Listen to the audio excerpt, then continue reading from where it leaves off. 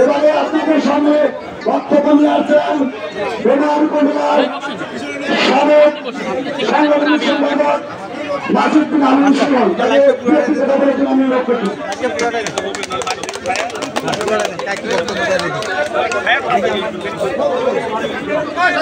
সবাই একটু এই রাস্তা থেকে সরে দাঁড়ায় যেন আমাদের উত্তরের রাজনীতির আকাশের আলোকিত ধ্রুবতারা, যাকে কেন্দ্র করে এই এলাকার মানুষ আগামী দিনে স্বপ্নের বীজ বপন করেছে যে এই এলাকা হবে উন্নয়নের জনপদ, এই এলাকা হবে শান্তির জনপদ, এই এলাকা হবে বেকার যুবক যুবতীদের কর্মসংস্থানের জনপদ। আমাদের সেই আশা আকাঙ্ক্ষার প্রতীক আমাদের প্রাণপ্রিয় নেতা, এই আসনের সাবেক সংসদ সদস্য এবং বাংলাদেশ ইঞ্জিনিয়ার অ্যাসোসিয়েশন এর সম্মানিত আহ্বায়ক জনাব ইঞ্জিনিয়ার শাহরিন ইসলাম চৌধুরী তুহিন ভাই, যিনি আগামী দিনে আমাদের এই এলাকার ধানের শীষের কান্দারি মঞ্চে উপস্থিত আছেন। আপনাদের এই প্রত্যক্ষ ভোটে নির্বাচিত দুঃসময়ের সারথী, যাকে আপনারা বিপুল ভোটে বিজয়ী করে আপনাদের জনপ্রতিনিধি বানিয়েছেন, ডোমার উপজেলা বিএনপির সংগ্রামী সভাপতি জনাব রিয়াজুল ইসলাম কালু ভাই উপস্থিত আছেন, ডোমার উপজেলা বিএনপির সংগ্রামী সাধারণ সম্পাদক আখতারুজ্জামান সুমন ভাই সহ বিএনপি অঙ্গ সংগঠনের নেতৃবৃন্দ এবং আমার সামনে উপস্থিত সম্মানিত এলাকাবাসী, সকলকে জানাই সালাম, আসসালামু আলাইকুম ওয়া রাহমাতুল্লাহ এবং হিন্দু ভাইদেরকে জানাই আদাব। সম্মানিত উপস্থিতি, পবিত্র কোরআনে আল্লাহ তাআলা বলেছেন কুল্লু নাফসিন যায়িকাতুল মাউত, সকল প্রাণীকে মৃত্যুর স্বাদ গ্রহণ করতে হবে। আমরা বাংলাদেশ জাতীয়তাবাদী দলের নেতাকর্মীরা সেইটাকে ধারণ করে দীর্ঘ 16.5 বছর আওয়ামী দুঃশাসনের বিরুদ্ধে আমরা লড়াই করেছি, যার কারণে 1,47,000 মামলায় 90 লক্ষ নেতাকর্মীকে দিনের পর দিন, মাসের পর মাস, বছরের পর বছর কারাগারে কাটাতে হয়েছে, যার কারণে আমাদেরকে হাজার হাজার নেতাকর্মী হত্যাকাণ্ডের শিকার হতে হয়েছে, শত শত নেতাকর্মী যাদের লাশ খুঁজে পাওয়া যায়নি গুমের শিকার হয়েছে। কিন্তু তারপরও আমরা মাথা নোয়াইনি। আমাদের নেত্রী দেশনেত্রী বেগম খালেদা জিয়া তিনিও মাথা নোয়াননি। আমরা বিশ্বাস করেছিলাম, আমরা আল্লাহর উপরে বিশ্বাস রেখেছি। পবিত্র কোরআনে আল্লাহ তাআলা বলেছেন হাসবুনাল্লাহু নি'মাল ওয়াকিল নি'মাল মাওলা ওয়া নি'মান নাসির, অর্থাৎ আমাদের জন্য মহান আল্লাহ তাআলাই যথেষ্ট, আমরা তার উপরে নির্ভরশীল। আমরা সেই মহান আল্লাহ তাআলার উপরে নির্ভর হয়েছিলাম। পবিত্র কোরআনের সূরা বাকারায় আল্লাহ তাআলা 153 নম্বর আয়াতে বলেছেন ইন্নাল্লাহা মা'আস সাবিরিন, নিশ্চয়ই আল্লাহ তাআলা ধৈর্যশীলদের সঙ্গে থাকেন। আমরা সেই ধৈর্য ধারণ করেছি, এর বিরুদ্ধে লড়াই করে আমাদের চূড়ান্ত বিজয় অর্জিত হয়েছে 2024 সালের 5ই আগস্ট, এবং সেদিন থেকে বাংলাদেশ থেকে আওয়ামী লীগ নামটি চিরতরে মুছে গিয়েছে।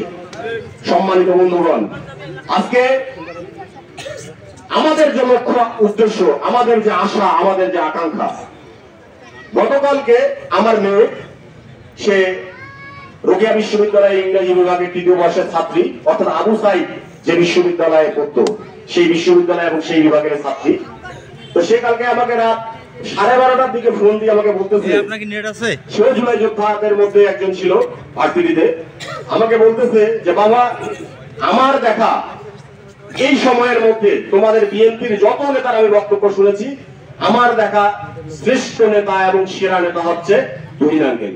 কিন্তু তুমি এত নেতার বক্তব্য শোনার পরে তুমি তো খুব ধীরে ধীরে বক্তব্য দেয়, উনি তো আমাদের মধ্যে এইভাবে মানে জোরে জোরে কিছু বলে না। কি কারণ? ওনার 2টা কথা আমাকে ভালো লেগেছে। আমি বলবো কি কথা? বলতেছে যে ওখানে তুমিও ছিল সম্ভবত গোমনাথিতে, উনি দলীয় নেতা কর্মীদের উদ্দেশ্যে বলতেছিল যে আমার কাছে যখন কেউ যায়, আমি ওই ব্যক্তিটাকে শুধুমাত্র জিজ্ঞেস করি আপনার বাড়ি কোথায়। আমি জিজ্ঞাসা করি না যে আপনার নাম কি, আপনি হিন্দু না মুসলমান, আপনি আওয়ামী লীগ বিএনপি না জাতীয় পার্টি। আমি শুধু তার বাড়িটা এই কারণেই জিজ্ঞাসা করি যে তার বাড়িটা ডোমার ডিমলাই কিনা। বিভিন্ন কাজের জন্য আমার কাছে শত শত মানুষ যায়। তাই এর দ্বারা প্রমাণ হয় যে উনি শুধু বিএনপির নেতা না, উনি সার্বজনীন নেতা, উনি দল মত নির্বিশেষে সকলের নেতা। এই কথাটা ওনার কাছে আমার খুব ভালো লেগেছে। আর একটি বিষয় গতকালকে ওনার আমার খুব ভালো লেগেছে যে তোমাদের দলীয় নেতা কর্মীরা রাস্তায় পথসভার আয়োজন করেছিল। উনি সেই পথসভাতে বক্তব্য না দিয়ে উনি বলছে যে এটা করা ঠিক হয়নি, আওয়ামী লীগ যা করেছে তা আমরা করবো না। আমরা পরবর্তীতে এখানে আমার নেতারা যদি অন্য জায়গায় আয়োজন করে সেখানে আমি বক্তৃতা রাখবো। উনি চলে এসেছেন। তো আমাদের যেটা নতুন প্রজন্মের প্রত্যাশা, আমরা যেটা চাই যে আওয়ামী লীগ অতীতে যা করেছে, বিএনপি ইনশাআল্লাহ আগামী দিনে ক্ষমতায় আসবে, তারা সেটা করবে না। তার সিমটমটা, তার প্রতিধ্বনিটা আমি তুমি মাঝে দেখতে পেয়েছি। এবং ওদের যে একটা সংগঠন আছে নীলফামারী জেলা ছাত্র কল্যাণ সমিতি, সেখানেও সে একটা গুরুত্বপূর্ণ দায়িত্ব পালন করছে। 2024 সালের 5 আগস্ট পট পরিবর্তন হওয়ার এক সপ্তাহের মধ্যে জামাত ইসলামে আমি বললেন যে আমরা আওয়ামী লীগকে সাধারণ ক্ষমা ঘোষণা করে দিলাম। আপনি সাধারণ ক্ষমা ঘোষণা করে দেওয়ার কে? সাধারণ ক্ষমতা ঘোষণা করার ইখতিয়ার হচ্ছে একজন রাষ্ট্রপ্রধানের কিংবা সরকার প্রধানের। জনগণ কি আপনাকে ম্যান্ডেট দিয়েছে? তখন পর্যন্ত রাজপথ থেকে রক্তের রাত শুকায় নাই, তখন পর্যন্ত মায়ের কান্না থামে নাই, তখন পর্যন্ত পিতার কাছে পুত্রের লাশ, সেই লাশের ভারে পিতা সোজা হয়ে দাঁড়াতে পারে নাই। আর আপনারা ক্ষমতার লোভে বললেন জামাত ইসলাম, আপনারা বললেন যে আমরা আওয়ামী লীগকে সাধারণ ক্ষমা ঘোষণা করে দিলাম। কিসের লোভে? আওয়ামী লীগের ভোটের লোভে, তাই না? তাদের কাছে কি সবচেয়ে গুরুত্বপূর্ণ? মানুষের জীবন মান এগুলো গুরুত্বপূর্ণ, ইসলাম গুরুত্বপূর্ণ না। আজকে তারা ইসলামের দোহাই দিয়ে আপনাদের কাছে ভোট চাচ্ছে, কিন্তু তারা কি ইসলামের পক্ষের শক্তি? কোনোভাবেই তারা ইসলামের পক্ষের শক্তি নয়। 2012 সালের 4 ডিসেম্বর গণপ্রতিনিধিত্ব অধ্যাদেশ অনুযায়ী প্রত্যেক দলকে বলা হয়েছিল যে তাদের গঠনতন্ত্র জমা দিতে। জামাত ইসলাম 2012 সালের 4 ডিসেম্বর গণপ্রতিনিধিত্ব অধ্যাদেশ অনুযায়ী তাদের গঠনতন্ত্র নির্বাচন কমিশনে জমা দিয়েছিল এবং সেখানে তারা আল্লাহর নাম বাদ দিয়ে দিয়েছিল এবং রাসূল নির্দেশিত পথ যেটা তাদের আগের গঠনতন্ত্রে লেখা ছিল সেটা বাদ দিয়ে তারা লিখেছিল যে গণতন্ত্র কায়েম করা। তাহলে তারা তাদের গঠনতন্ত্র থেকে 2012 সালের 4 ডিসেম্বর তারা তাদের গঠনতন্ত্র থেকে আল্লাহ এবং রাসূলের নাম বাদ দিয়েছে। তারপরে কি তারা ইসলামিক দল? এরপর আপনারা দেখেন তাদের যে একটা লেগো আছে, এই লেগোর মধ্যে আগে ছিল আল্লাহ এবং তার নিচে ছিল আকিমুদ্দিন, অর্থাৎ আল্লাহ এবং আকিমুদ্দিন দিন হচ্ছে যে আল্লাহর পথে নিজেদেরকে বা পরিচয়, ইসলামের পথে বা আল্লাহর পথে তাদেরকে পরিচালিত করা, সেইটাও তারা তাদের লেগো থেকে বাদ দিয়েছে।